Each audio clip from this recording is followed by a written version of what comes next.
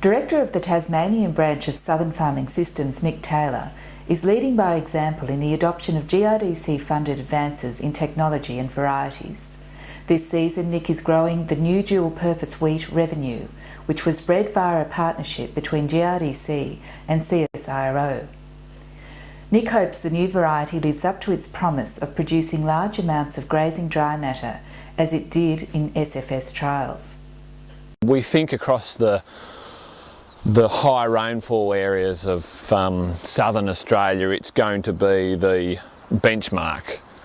It's consistently performed better than other varieties in the Southern Farming Systems trials that have been done over the last, must have been around for 5 or 6 years in trialling. And so we're hoping that it's going to give us perhaps a 10% yield improvement. And so that's pretty exciting, and it's looking good so far this year. When you do a lot of work and a lot of trialling and a lot of waiting, you see it coming for 5 or 6 years in the trials. Oh, this one looks good, and it's just a numbered line, and you've got to wait, and then finally they release it. Some of them they knock on the head because they're not resistant to rust or something, but yeah, it's good when all that work comes to fruition and we can see it on the ground. And actually see it making a difference in the yields and the quality of what we're producing.